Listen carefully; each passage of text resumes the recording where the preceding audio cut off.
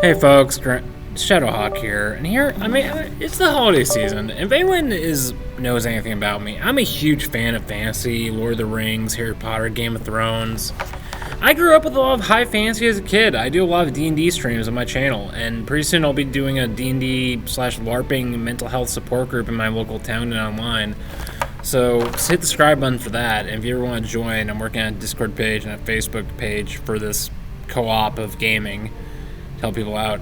But no, I mean, something that really is always stood out to me about fantasy, and I do this with my own D&D games, is the power of myth. It's the power of imagination, the power of roleplay, and living out the hero's journey in fantasy worlds, and however you participate in them, gives you meaning, gives you catharsis, gives you things to live by, gives you the ability to, be the hero in a fantasy world that can also transfer into real life. I mean, Lord of the Rings is a perfect example of this. Frodo, Bilbo, Aragorn, Gandalf.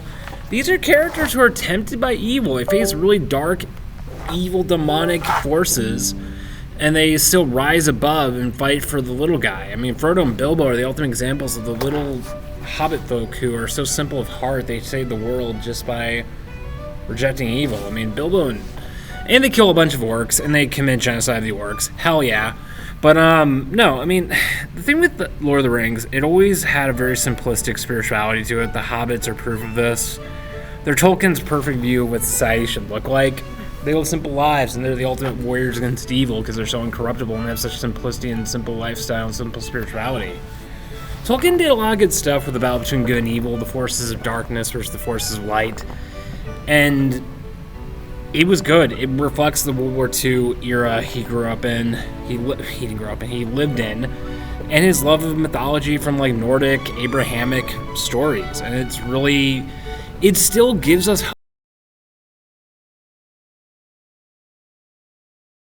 hope. The characters of Lord of the Rings, the Fellowship still stands out as a group of heroes. Even a bunch of nerdy pagans like me can idolize and try and emulate when I'm in those similar situations like that, you know? Maybe I'm not hacking down orcs or fucking committing genocide. I mean, I wouldn't mind being a little hobbit that got with the elven woman or something. I mean, I'm not one of Tolkien's puritanical Jesus freak fans. I am a Christian, but Lord of the Rings has always stood out to me as a deep anthology that tried to tell a story and tried to give you a mythology to believe in and gave us the OG hero's journey of the 20th century. And that's what stands out, the monomyth, the hero's journey, the story of Star Wars, the story of Lord of the Rings, the power of mythology in these worlds that can create meaning in us and make us into the hobbits that leave the hobbit hole, go out into the big, scary world, go on our adventure, slay the dragon, kill the orcs, steal some golden rings, stumble into an ancient esoteric library, whatever. Use that knowledge and those experiences to shape the world better for us and come home a master of our craft from the journey, as in college or whatever. And that's why the hero's journey is so symbolic. It is so written into us. There's so many stories that can be told. I highly recommend Joseph Campbell's Hero of a Thousand Faces. But mythology and storytelling are the oldest forms of magic on the planet. And no one did it better than the greats like J.K. Rowling and Tolkien. They were very Christian in their spirituality and their worldview, and they created fantasy worlds that reflected it. And by creating these fantasy worlds in their mind, they expanded that reality to everyone else to immerse themselves in and give them hope from this world they created. Magic.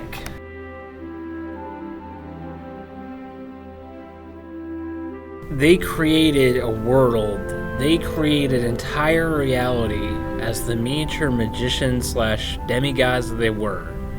Create entire fantasy worlds full of monsters, demons, gods, and conflicts that many, many, many other millions of people in the real world have existed in and have fantasized in and have role-played in and have enjoyed. And that is magic at its core.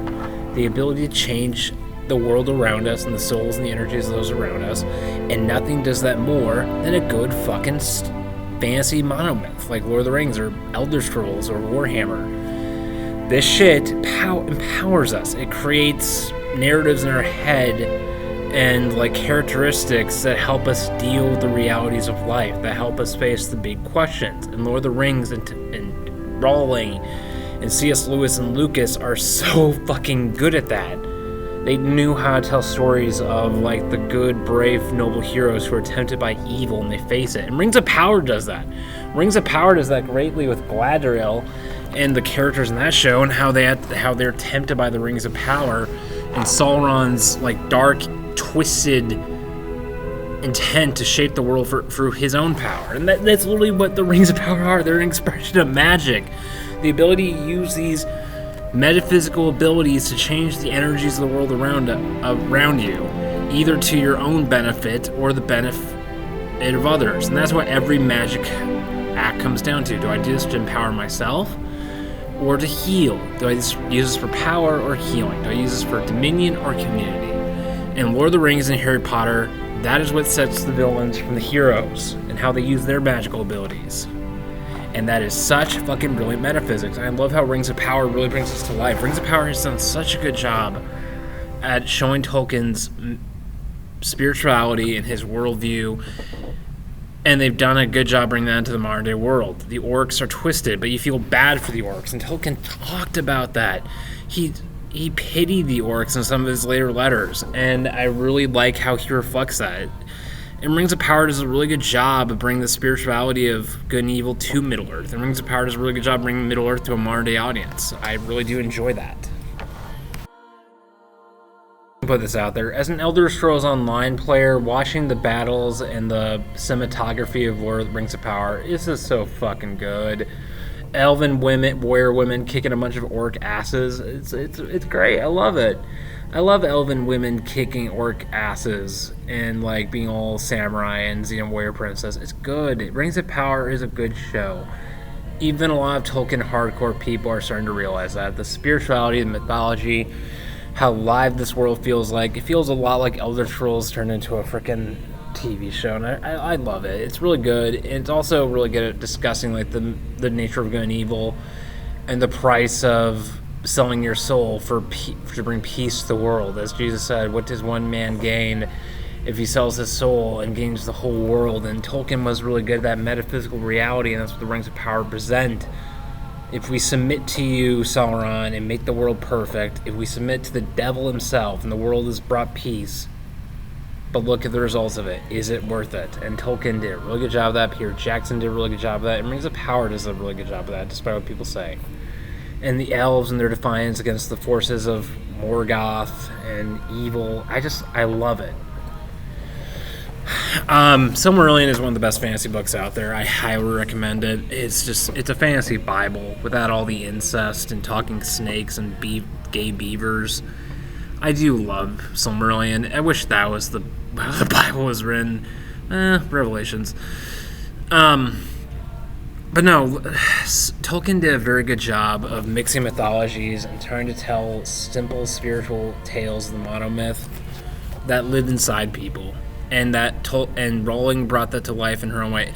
Here's the thing, Tolkien did a good job. He got the ball rolling, but he was very much behind in a lot of how he told the story and was surrounded by his own biases.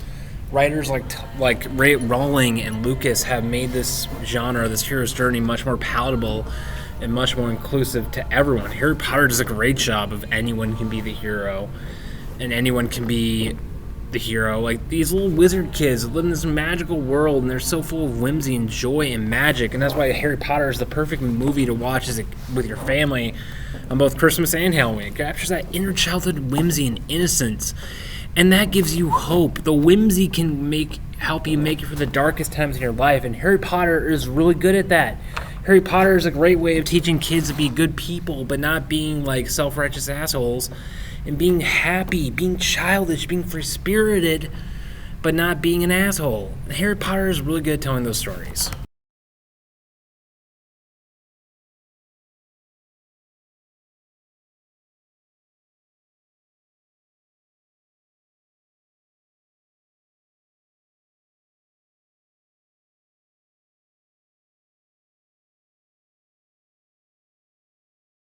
Potter is an amazing telling of the monomyth. It's a great story that focuses so much on community and diverse groups of people who come together as childhood friends, and they realize family and community is what sets them apart from the dominion of Voldemort and his evil empire of wizard Nazis. Harry Potter and his community of weird friends who are like elves, gingers, and they love each other as a family, and they come together, and Harry forms his own family that chose the family that he chose, and they enrich him, and they are there for him, and they stand together against the darkness of the world. And that's another magical story worth telling, the significance of family and community, and growing up with a sense of whimsy and childhood joy in the world, and how Harry, as dark as things get, he holds on to those simple joys and hopes of community and family and whimsy, and it saves him in the end. I mean, literally, a high school of magically talented British kids fight against evil demons and demonic wizards and save the day. I mean, Neville killing the snake, Harry slaying Voldemort. That's the kind of story that sticks with us. The inner child who never loses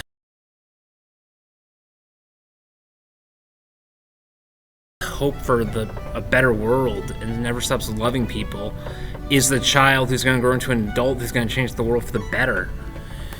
And that's something Tolkien and C.S. Lewis and Rowling all have in common, this simplistic worldview and this little deep spiritual mysticism that I will say is their magic. And to quote Dumbledore,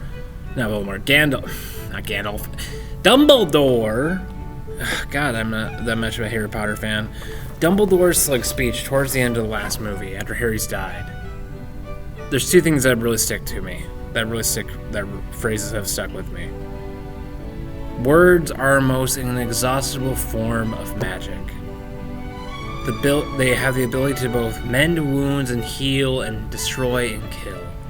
Our words, our energies, and what we put out into the world is magic. We're given the breath of life by God, and we breathe that life into our actions, our choices, and how we treat others. And that is the most basic, simplistic analysis of magic. Magic is something we can't explain. It is a deep spiritual reality that exists in a universe that shouldn't even have life in it whatsoever. Magic and life are intertwined, especially when you're a sentient being, and they stand in the face of a cold, dark oblivion, uncaring oblivion. And that's what the negative emotions are, as seen with Voldemort and Sauron and Melkor and the Chaos Gods. It's selfishness, pessimism, and nihilism, and that is what these heroes fight against. They fight for hope, even when all hope seems lost, and live in this magical world, and they try and preserve this magical, whimsical world from the dark authoritarian Dark Lord. And that is why the monomyth is so good. It is the oldest form of magic, telling stories and creating fantasy worlds, either as a form of content creation or going to Halloween with your kids and teaching them good values and making them live a life of joy and gratitude, is an act of spiritual magic, and you're saving them from the dark oblivion. You can grow up and be twisted by evil and the suffering of the world around you and become a monster like Darth Vader or fucking Voldemort. Or you can hold on to the love you have in your life, and love, as Dumbledore said, is one of the greatest counters to any curse in the world. It's the greatest counter spell in the world. Love protects us and preserves us, and Rowling and Tolkien understood this. That is that is the light of magic of reality. That is the current that sustains us and keeps us guarded. Call it God, call it the Force. I call it God because I'm a Christian. This life-giving energy breathes into all of us and breathes creativity, imagination, whimsy, childhood joy, gratitude. And whenever you are robbed of that, if you're in a church or whatever that does not have that, then it's not Christian. Sorry to tell you, but it's not Christian. If you're a Christian and you're bringing nothing but suffering and misery and depression to people's lives, you're actually doing what the negative current does. You're doing what Voldemort did, and believing in your cause and your belief, and you're getting into arrogance and self-righteousness, just as Melkor, Sauron, and Voldemort did. You want to make the world follow your prerogative. I'm right, you're wrong. Bow down to me and sell your souls to me. I will create peace everlasting. The words of every dictator, despot, and cult leader in history. And that stands completely counter to the gospel of Jesus Christ and the great spiritual teachers from him to Buddha to every great wise sage who's ever lived. The golden rule. And that is what the monomyth also represents. These concepts are built into us. They are, call them archetypes. These are inner, deep spiritual truths that were instilled into us at our creation, whatever that was, whatever religion you believe in, to set us apart from a dark, uncaring world. And that's what the monomyth does. The monomyth in good fantasy is awakening the inner magic of our minds and our inner whimsical souls. It makes us better. It makes us more hopeful. It makes us more capable of bringing more love / magic into the world.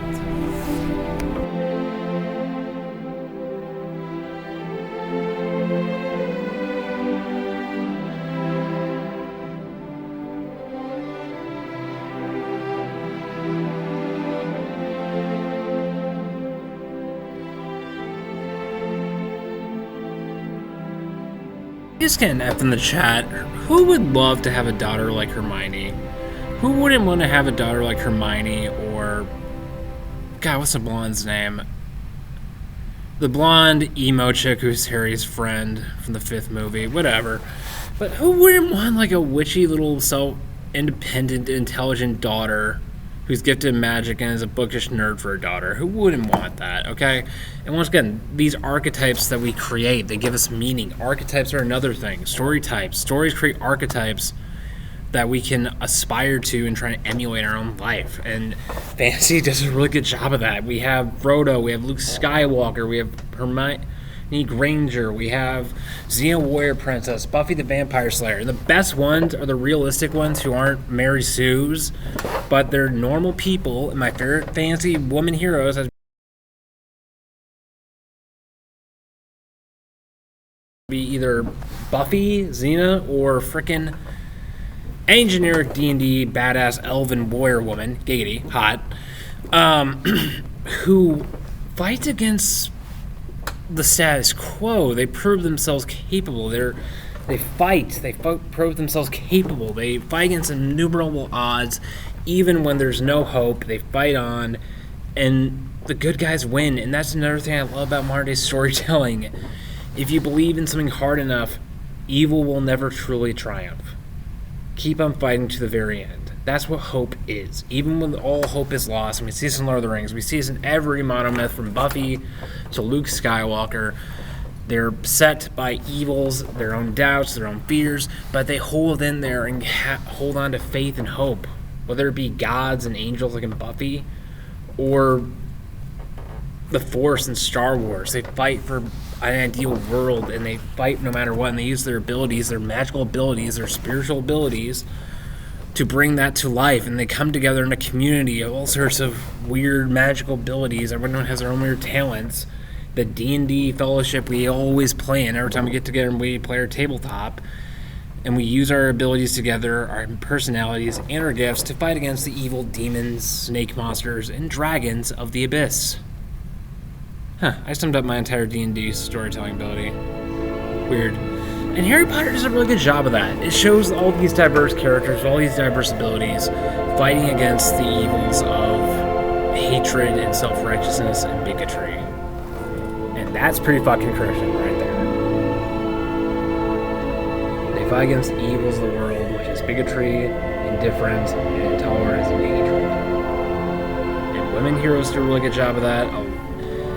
And characters, the monomyth, as I would tell it now, should go for like disadvantaged people who would never expect to fill in the shoes of the hero, whether it be a woman, whether it be a non-binary person, whether it be someone with mental health issues. They prove themselves worthy. They step up against all the people trying to give up on their dreams, and they go out there, they fight the battles, and they make the world a better place, paving the way for hope for entire future generations to aspire to, and also take up that battle themselves. Buffy inspired an entire generation. Luke Skywalker inspired an entire generation of boys and girls to be the hero. And the hero knows no gender, and there's no gender norms for being a hero. A hero transcends gender norms. I fucking love that. Tolkien got the ball rolling on the monomyth. He got the ball rolling on modern day fantasy, and I'm including Star Wars in there because Star Wars is space fantasy.